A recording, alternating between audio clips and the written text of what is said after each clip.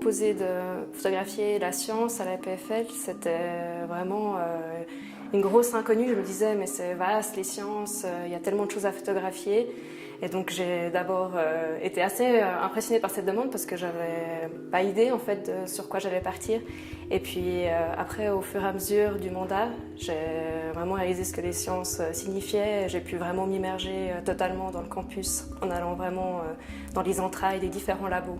En rencontrant les différents professeurs, on a discuté ensemble de ce qui était intéressant de synthétiser dans leur domaine de recherche et c'est comme ceci que je suis arrivée à ce corpus d'images. Le choix était assez difficile, je dois dire, parce que dans chaque laboratoire, il y avait souvent beaucoup de choses à photographier et il fallait vraiment réussir à synthétiser dans chaque laboratoire quel était l'élément le plus pertinent. Chose qui n'est pas facile parce que chaque domaine de recherche est assez complexe et puis à la fin, je devais réussir à résumer tout cela en une seule image. Alors en explorant ces différents laboratoires de l'EPFL, j'ai pu bien me rendre compte que les choses ne sont pas toujours visibles à l'œil nu ou visibles à l'œil de ma caméra. Et c'est de ce fait que j'ai décidé aussi d'utiliser les outils qu'ont les scientifiques pour faire leurs acquisitions visuelles. On a aussi travaillé de manière collaborative en étant en duo parfois pour la réalisation de certaines images, où vraiment on a aussi intégré d'autres personnes pour obtenir un résultat. Dans ce travail, effectivement, il y a eu des moments où j'ai eu l'impression d'être réalisatrice ou directrice du projet.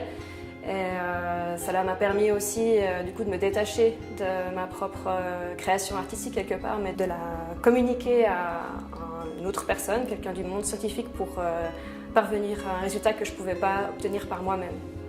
Et cela m'a ouvert en fait des portes par rapport à la manière de faire des images et puis à la manière de les compiler aussi ensemble.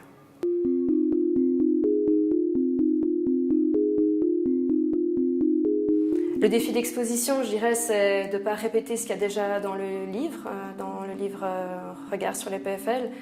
Et là, j'ai aucun doute que ça va en aucun cas être une répétition, dans le sens où on a vraiment travaillé avec des outils aussi technologiques, où on est parti de certaines de mes images pour partir dans de la réalité augmentée. Donc l'exposition va vraiment être très immersive. Je suis très heureuse d'avoir fait ce travail, effectivement. J'aurais même voulu encore continuer parce que là, j'ai l'impression d'avoir vu que la pointe de l'iceberg. Et je suis heureuse d'avoir pu dévoiler aussi au grand public toute cette partie de la science qui ne se voit pas.